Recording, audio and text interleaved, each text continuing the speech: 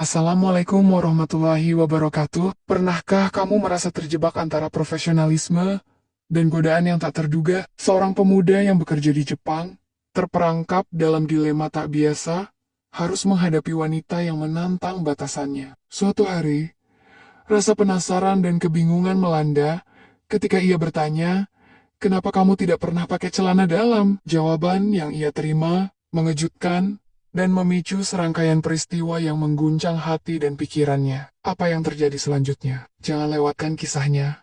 Sebuah cerita penuh ketegangan emosional yang akan membuatmu terus penasaran. Mari kita selami kisah-kisah cinta yang tak biasa, yang bisa membuatmu senyum sendiri, menangis, atau bahkan merenung dalam diam. Jangan lupa untuk subscribe dan aktifkan loncengnya. Karena setiap cerita di sini punya makna yang bisa menyentuh hatimu. Arif adalah pemuda asal Banyuwangi, Jawa Timur. Lahir dari keluarga sederhana, ia tumbuh dalam lingkungan yang menjunjung tinggi adab dan kehormatan. Ayahnya seorang guru mengaji di kampung, sementara ibunya berjualan sayur di pasar. Arif tumbuh sebagai anak yang pendiam, tapi rajin dan tekun. Berkat beasiswa, ia berhasil menamatkan pendidikan di jurusan bahasa Jepang di sebuah universitas negeri ternama. Siapa sangka, nasib membawanya ke negeri Sakura, bekerja sebagai penerjemah, sekaligus pemandu wisata di sebuah perusahaan pariwisata di Osaka. Bagi Arif, ini bukan sekadar pekerjaan. Ini adalah jalan hidup yang ia perjuangkan dengan susah payah. Setiap harinya, Arif bertugas menemani para wisatawan dan klien perusahaan yang datang dari berbagai negara. Ia mengatur jadwal perjalanan, menerjemahkan percakapan, hingga menemani ke tempat-tempat eksotis dan bersejarah. Ia menikmati pekerjaannya.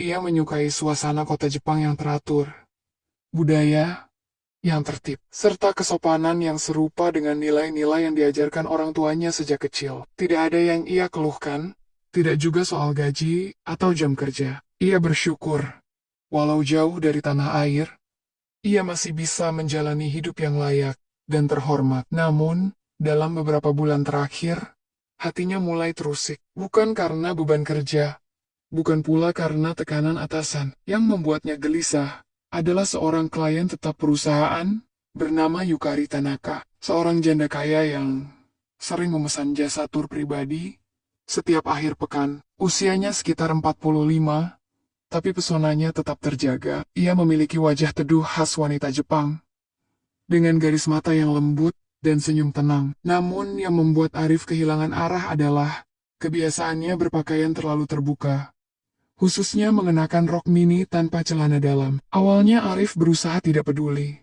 Ia menjaga pandangan, menjaga jarak, dan menjaga hatinya. Ia paham benar bahwa sebagai pemandu profesional, ia tidak boleh mencampur adukan pekerjaan dengan perasaan pribadi. Tapi seiring waktu, kebiasaannya harus berjalan di belakang Yukari, membuat pikirannya sering kacau. Pandangannya tak jarang tertumbuk pada hal-hal yang seharusnya tidak ia lihat. Hatinya pun mulai resah. Ia merasa bersalah, seakan sedang mengkhianati nilai-nilai yang dibawanya dari rumah. Di sisi lain, Yukari tidak menunjukkan rasa malu sedikit pun. Ia berjalan dengan anggun, seolah apa yang ia kenakan bukanlah sesuatu yang patut dipermasalahkan. Bahkan, ia sering melempar senyum tipis yang ambigu, antara ramah dan menggoda. Arif mulai bertanya pada dirinya sendiri, mengapa wanita itu bersikap seperti itu padanya? Apakah itu kebiasaan budaya, ataukah memang ada sesuatu yang ingin ia tunjukkan? Perlahan, pekerjaan yang awalnya ia jalani dengan bangga, berubah menjadi dilema batin yang berat. Ia mulai merasa terjebak dalam ruang yang membingungkan, antara profesionalisme dan godaan. Setiap akhir pekan yang seharusnya ia tunggu dengan semangat, kini ia sambut dengan hati yang gamang. Ia masih ingin menjadi pemandu yang baik, tapi apakah mungkin tetap menjaga diri ketika setiap hari ia diuji oleh hal yang tak bisa ia kendalikan? Sore itu, langit Kyoto berwarna keemasan, memantulkan cahaya lembut ke permukaan sungai Kamo yang tenang. Di bangku kayu menghadap aliran air, Arif duduk berdua bersama Yukari. Udara musim semi yang sejuk membawa aroma bunga dan suara gemericik air yang menenangkan. Namun ketenangan itu bertolak belakang dengan isi hati Arif yang sejak tadi berperang dengan pikirannya sendiri. Ia tahu, ia tidak bisa terus diam. Ada batas yang harus ia jaga, Untuk dirinya, untuk harga dirinya, dan untuk ketenangan batinnya. Ia menoleh ke arah wanita di sampingnya. Yukari tengah menyesap teh dari botol kecil yang dibawanya. Tatanan rambutnya rapi, dibiarkan tergerai hingga menyentuh bahunya. Ia tampak damai, nyaris seperti sosok yang tak berbahaya. Tapi justru itu yang membuat Arif semakin tak tenang. Bagaimana mungkin seseorang yang tampak setenang itu bisa begitu mengguncang keyakinannya hanya dengan caranya berpakaian, dengan suara yang nyaris tercekat. Arif akhirnya memberanikan diri bertanya, "Tanaka-san, maaf kalau saya lancang, tapi bolehkah saya bertanya sesuatu?" Ia tidak berani menatap langsung ke mata wanita itu. Khawatir ia kehilangan keberaniannya sebelum kalimatnya selesai. Yukari menoleh perlahan. Senyum lembut mengembang di wajahnya. "Tentu saja, Arif. Kau selalu bicara dengan sopan. Silakan," katanya dengan nada yang tenang, namun penuh rasa ingin tahu. Arif menelan ludah, lalu berkata dengan suara pelan dan hati-hati, "Saya hanya ingin tahu kenapa Anda tidak pernah memakai pakaian dalam." Suaranya merendah di bagian akhir, seolah malu mendengarnya sendiri. "Maafkan saya jika ini terlalu pribadi." Untuk sesaat, tidak ada jawaban. Hanya angin sore yang berhembus pelan, menggerakkan ujung rok mini Yukari yang menjadi sumber semua kegundahan Arif. Lalu, tiba-tiba Yukari tertawa kecil. Suaranya lembut, tapi tidak mengejek, lebih seperti tawa seorang wanita yang tahu betul bahwa dirinya menjadi teka-teki. "Aku merasa gerah kalau memakainya," jawab Yukari dengan jujur. "Lagi pula, aku sudah terbiasa sejak dulu. Aku menyukai rasa bebas, tidak terkekang. Aku merasa lebih ringan, lebih menjadi diri sendiri." Arif menunduk dalam-dalam. Jawaban itu tidak ia duga. Bukan karena isinya, tapi karena cara Yukari mengatakannya. Datar, tenang, dan seolah tidak menyadari dampaknya pada orang lain. Ia mulai menyadari, mungkin bagi Yukari, kebiasaan itu bukan tindakan sensual, tapi bentuk kebebasan pribadi. Namun tetap saja, itu bukan hal yang mudah untuk ia terima begitu saja. Dengan sisa keberanian yang ia miliki, Arif berkata perlahan, "Saya bisa mengerti. Meski jujur saya sulit menerimanya. Tapi saya mohon, demi saya bisa bekerja dengan tenang, bisakah Anda memakainya besok? Saya mohon." Untuk pertama kalinya, Yukari menatap Arif dengan pandangan yang lebih dalam. Seakan ia sedang menilai lelaki muda di depannya ini, apakah tulus, atau hanya menahan diri. Dan dalam pandangan itu, entah kenapa, ia tersenyum. Kali ini bukan senyum menggoda, tapi senyum seorang wanita yang merasa dihargai. "Kau pria yang jujur, Arif," ujarnya pelan, "dan itu membuatmu menarik." Malam itu, Arif tak bisa tidur. Pikiran dan perasaan bertarung di dalam benaknya. Ia berbaring di ranjang sempit yang disediakan di hotel tempat ia menginap. Di tengah kota Osaka, pemandangan dari jendela kamar tidak bisa mengalihkan perhatiannya. Bahkan suara keramaian kota yang jauh terdengar samar pun tidak mampu meredakan kegelisahannya. Semuanya terasa hampa, seperti berada di antara dua dunia yang berbeda. Ia merasa seperti sedang berjalan di atas batas yang tipis, antara menjaga integritas dan terperosok dalam godaan. Keesokan harinya, Arif berusaha untuk tetap profesional. Ia tiba di tempat pertemuan tepat waktu. Seperti biasa, tetapi sesuatu terasa berbeda. Yukari muncul dengan penampilan yang sedikit berbeda dari biasanya. Kali ini, meskipun ia tetap mengenakan rok mini, matanya tampak lebih lembut dan damai. Ada sesuatu dalam tatapannya yang membuat Arif merasa canggung. Seakan ia telah mengetahui sesuatu yang tak ia ungkapkan. Arif mencoba untuk tetap fokus pada tugasnya. Mereka berjalan berkeliling di taman bunga sakura yang sedang mekar, dengan langit biru dan udara segar. Tetapi, ada ketegangan yang tak bisa dihindari. Setiap langkah yang diambil Arif terasa berat, seolah-olah ia sedang mengusung beban yang tak bisa ia lepaskan. Setiap percakapan yang mereka lakukan berakhir dengan kesunyian yang menambah kekosongan dalam hati Arif. Dia tahu, ia telah membuat pilihan yang sangat sulit. Di tengah keheningan itu, Yukari memulai percakapan. "Arif, terima kasih sudah mendengarkan aku kemarin. Aku tahu itu bukan hal yang mudah untukmu." Suaranya kali ini lebih dalam, lebih serius. Arif menoleh padanya.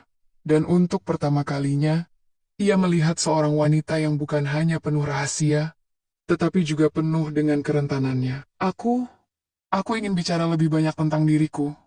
Lanjut Yukari. Tentang kenapa aku hidup seperti ini. Arif mendengarkan dengan seksama. Yukari melanjutkan.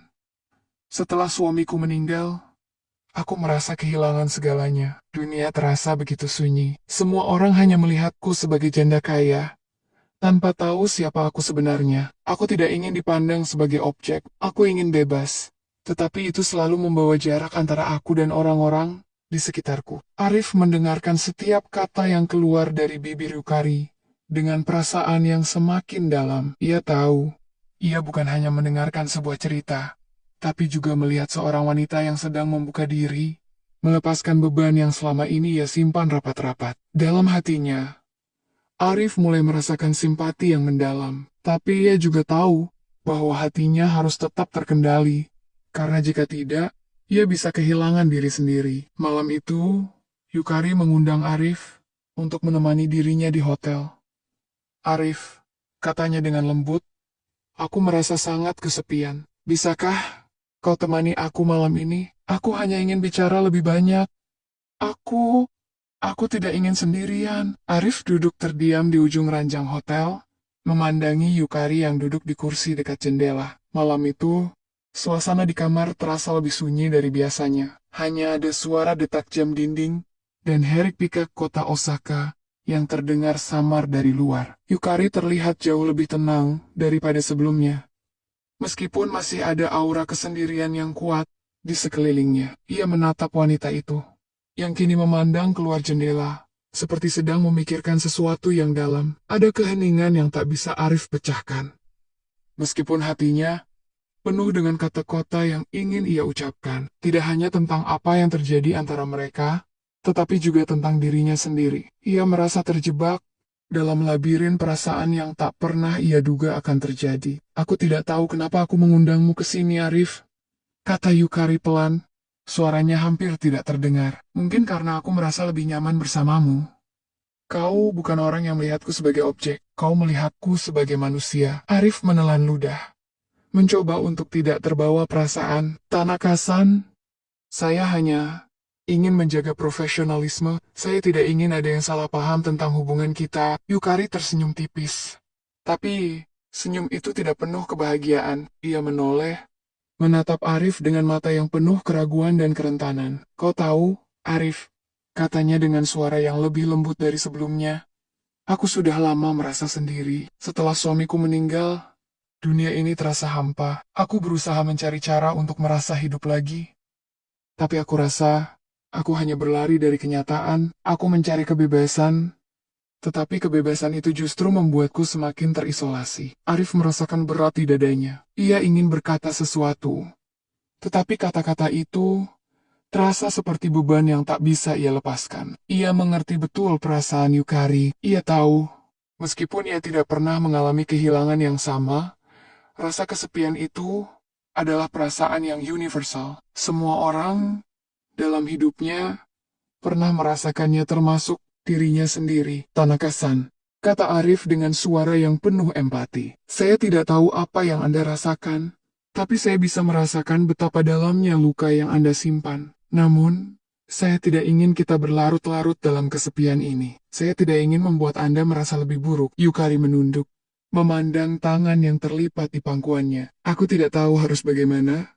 Arif, semua yang aku lakukan selama ini hanya untuk melupakan rasa sakit itu. Tapi aku merasa semakin terjerat. Malam itu, tidak ada yang lebih banyak dibicarakan, selain rasa kehilangan, kesepian, dan perasaan terperangkap. Arif menyadari bahwa dirinya bukan hanya seorang pemandu wisata, tetapi juga seseorang yang mencoba mengerti dan mendukung sebuah jiwa yang rapuh. Malam semakin larut, dan suasana di kamar itu semakin berat. Arif merasakan jarak yang semakin dekat antara dirinya dan Yukari. Meskipun hati keduanya terikat oleh perasaan yang tak terucapkan, ia tahu perasaan ini bisa mengarah ke tempat yang berbahaya, tempat yang sulit untuk kembali. Namun, di sisi lain, ia juga merasakan sebuah ikatan emosional yang tak bisa disangkal. Yukari berdiri, melangkah ke arah jendela, dan membuka sedikit tirai untuk menghirup udara malam. Aku merasa sepi, Arif.